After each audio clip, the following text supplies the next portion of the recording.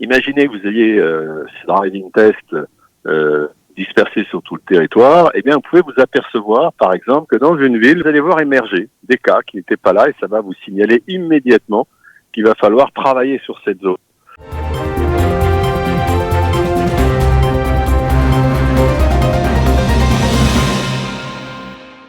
Eva, bonjour.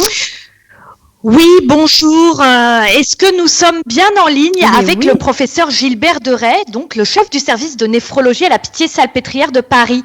Professeur Deray, bonjour, vous êtes là? Oui, bonjour. Bonjour. Professeur Deray, l'objectif du confinement a-t-il été atteint en France? Oui, très clairement, nous sommes maintenant à plus de 3 semaines. Et nous savons qu'il n'y a pas eu de rebond après ces plus de 3 semaines, et on les aurait vus. Donc le confinement a été atteint et la première phase du déconfinement également. Soulignons néanmoins qu'il reste du virus sur tout le territoire, et d'ailleurs sur toute l'Europe, et que donc le virus n'a pas totalement disparu et qu'il faut donc rester prudent et mettre en place les gestes barrières tels que nous le disons depuis le début. Professeur Deray, l'application Stop Covid doit pouvoir être téléchargée à partir de demain. En France, contrairement à d'autres pays, c'est dans la culture politique aussi du pays, ce type d'application a beaucoup fait débat. On est libre de la télécharger ou de ne pas la télécharger. Vous, au niveau médical, comment considérez-vous ce type de mesure à l'heure actuelle où on en est du déconfinement? D'un point de vue strictement médical et sanitaire, je la crois utile. C'est une arme supplémentaire, en particulier pour détecter les contacts, pour les personnes qui, par exemple, dans les transports en commun ou dans un supermarché, ou tout simplement en se promenant dans un magasin, vont croiser des gens. Donc c'est un argument supplémentaire, c'est un élément supplémentaire. Je la crois très utile. Je vais la télécharger à titre personnel et ça ne marchera que si nous sommes nombreux à la télécharger. Il faut savoir que dans le monde, beaucoup de pays ont mis en place ce genre d'application et que, une fois de plus, s'il n'y a que 10-20% de la population, ce ne sera pas efficace. Alors justement, professeur Deray, ce type d'application a été mise en place en Israël. Dans un premier temps, ça a bien fonctionné, mais là, dans ce pays, on assiste à un rebond apparemment du nombre de contaminations. Comment l'expliquez-vous ? Il y a plusieurs choses. D'abord, attention aux chiffres qu'il faut lisser sur plusieurs jours, voire même sur plusieurs semaines. On assiste à des petites augmentations qui, le jour suivant, ne s'avèrent pas être si importantes que ça. Donc, prenons un peu de recul. Néanmoins, ce que veulent dire ces chiffres, que ce soit en Israël ou dans d'autres pays, c'est ce que je disais, c'est-à-dire que le virus n'a pas disparu. Et que nous aussi, on a des foyers épidémiques en France qui surviennent de temps en temps. Et ça veut dire que ce virus est là et que si on laisse la garde trop vite et de façon trop importante, si on se met à tous se réunir et à faire la fête, on risque d'avoir une résurgence de l'épidémie. Regardez Israël, qui est un pays qui a remarquablement contrôlé l'épidémie. Si eux, ils ont plusieurs dizaines de cas qui reviennent, imaginez dans un pays européen comme le nôtre, on a été beaucoup plus sévèrement touché, ce qui risquerait d'arriver, si on levait la garde.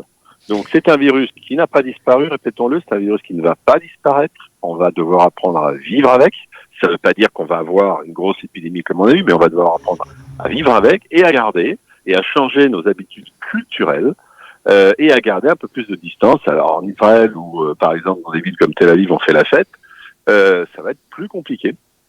Alors justement, professeur Deray, en France, on utilise la méthode des zones rouges. Ici aussi, en Israël, on commence à faire la même chose. On parle de cluster. Mais est-ce vraiment efficace quand le reste de la population peut aller et venir comme bon leur semble? On va dire que globalement, oui. C'est-à-dire que quand vous êtes en période d'épidémie pleine, il faut tout confiner, parce qu'effectivement, il y a tellement de personnes qui sont contaminées que si vous les laissez circuler, le virus circule avec les gens, comme on le dit depuis le début. C'est pas le virus qui circule, ce sont les personnes qui portent le virus. Quand vous avez cassé l'épidémie et que le nombre de personnes contaminées devient beaucoup plus faible, si vous continuez à faire des tests de façon massive, et si vous dépistez rapidement les foyers épidémiques et que vous isolez les personnes, voire des zones, et alors attention, en remontant les contacts, oui, c'est efficace. Ce qu'il ne faut pas, c'est à la fois dépister les clusters beaucoup trop tard, ce qui malheureusement a été le cas au début, en tout cas en France, et ce qu'il ne faut pas non plus, c'est de ne pas aller dépister les contacts.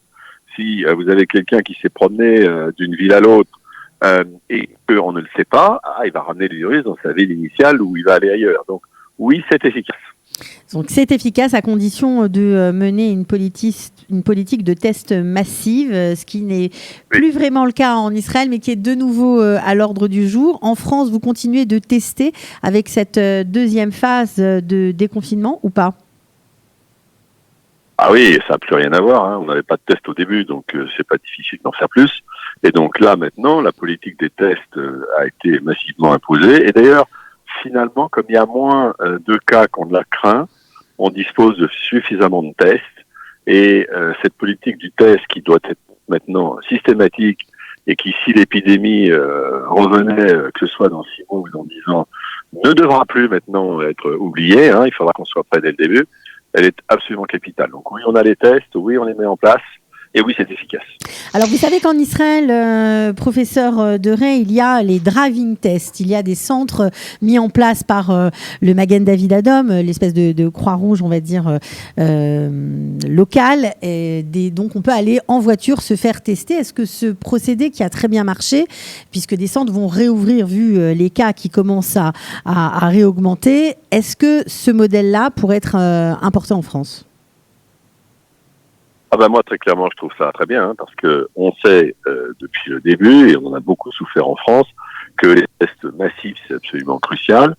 Et en plus, pouvoir faire des sortes de sondages comme ça, aléatoires, ça permet aussi de tester sur un territoire, non seulement de dépister des gens qui viennent comme ça, mais aussi de dépister des zones. Imaginez que vous ayez ces driving tests dispersés sur tout le territoire, eh bien, vous pouvez vous apercevoir, par exemple, que dans une ville, voire même dans un quartier d'une ville, eh bien, vous allez voir émerger des cas qui n'étaient pas là et ça va vous signaler immédiatement qu'il va falloir travailler sur cette zone. Et donc, dans une zone où il n'y avait rien, tout d'un coup, vous en avez 5, eh bien, ce que vous allez faire, c'est que vous allez tester l'ensemble du quartier ou l'ensemble de la ville. Donc, ce sont des moyens de dépistage extrêmement intéressants qui n'ont pas été implémentés en France du tout, à part à Marseille, juste pour des raisons de disponibilité. On n'avait pas tout simplement les moyens pour le faire. Oui, c'est très, très bien. Et je mettrai quand même un commentaire. Attention, il faut que les gens qui le fassent soient bien formés. Il ne faut pas croire que ce soit si simple de mettre les couvillons dans le nez. Si vous ne savez pas le faire, ce sera totalement inefficace. Parce qu'à ce moment-là, vous n'irez pas chercher le virus au fond du nez et on va vous rendre un test faussement négatif. Donc, c'est des personnes qui sont vraiment formées pour ça. Professeur Deray, vous avez dit tout à l'heure, il faut apprendre à vivre avec le virus. C'est ce qu'on entend depuis le début de la phase de déconfinement. Alors, il y a des endroits où c'est plus facile que d'autres de vivre avec le virus, notamment pour des cas comme Tel Aviv ou Paris, des endroits qui sont densément peuplés. Professeur Deray, dans des villes comme ça, très densément peuplées, combien de temps va-t-il falloir qu'on tienne des mesures sanitaires très strictes, par exemple dans les transports en commun, dans les restaurants, dans les lieux de vie, dans les lieux où on fait la fête finalement, puisque la fête, c'est aussi le retour à la vie et c'est aussi quelque chose qui est positif pour l'économie. Oui, pas que positif pour l'économie, c'est positif pour la santé, parce que le moral, l'optimisme, le bonheur, ce sont des indicateurs, ce sont des éléments essentiels pour la santé. Donc le retour à la vie normale, c'est aussi une mesure sanitaire. Et donc effectivement, devoir changer son mode de vie, ça a un impact pour l'économie, ça a aussi un impact pour la santé. Ça, c'est une question extrêmement difficile. La densité est un des éléments majeurs de la contamination. Et nous allons devoir modifier nos habitudes culturelles pour longtemps. Et quand j'ai dit longtemps, j'ai tout et rien dit. Ce ne fera pas des jours, ce ne fera pas des semaines. À mon avis, ce ne fera pas des mois. Je pense qu'on doit s'engager dans un processus de plusieurs années. Et après, vous avez deux aspects différents qui est l'extérieur et l'intérieur. La contamination, elle est beaucoup plus forte quand on est à l'intérieur. On a même chiffré ça à 18 fois plus. Donc, les mesures, avec comme les masques, la distanciation, elles doivent être extrêmement fermes à l'intérieur. Alors, prenez par exemple les transports en commun, le métro par exemple, ou le train, la ligne Jérusalem-Tel Aviv qui, je crois, a ouvert. Eh bien, dans ces endroits-là, très clairement, pour moi, il faut mettre des masques. Il ne faut pas être en permanence en train de toucher les gens. Il ne faut pas parler de façon forte. Si on parle, c'est face à son interlocuteur et en baissant le ton de la voix. Et pareil pour ce qui est des restaurants, pour ce qui est des théâtres, pour ce qui est des cinémas. Et pour l'instant, nous n'avons pas de visibilité quant à savoir si ce virus va ou non totalement disparaître dans 3 mois, dans 6 mois ou dans 12 mois. Et donc, on doit imaginer que ces mesures vont être mises en place pour longtemps. Ce d'autant qu'imaginer que ce virus disparaisse complètement, ce qui est peu probable pour l'instant. Un jour ou l'autre, nous aurons une autre pandémie. Et donc, il est quand même bien qu'on change nos habitudes culturelles.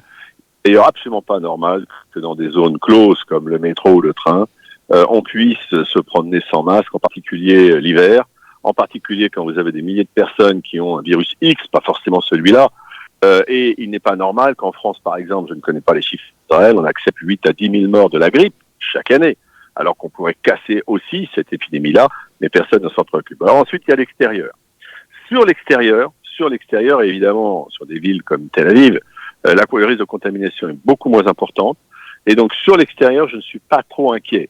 Et je ne crois pas, une fois qu'on aura vraiment cassé complètement l'épidémie, je ne crois pas qu'on aura besoin non plus de faire porter des masques à tout le monde sur les plages ou quand on va danser à l'extérieur.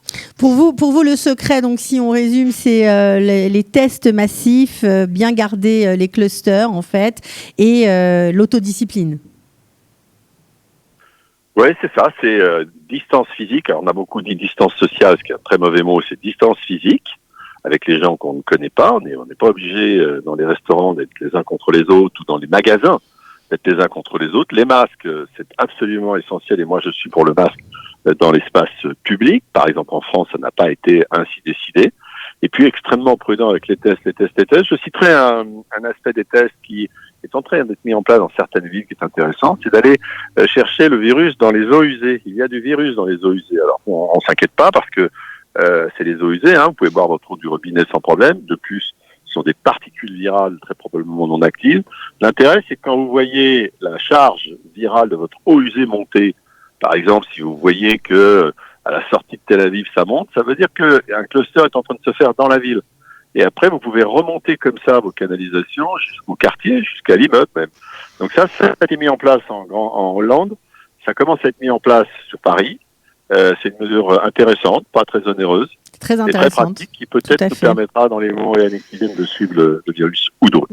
Merci beaucoup, professeur Deray. Merci beaucoup, Cathy Choukroun, à Jérusalem depuis le studio Kalita.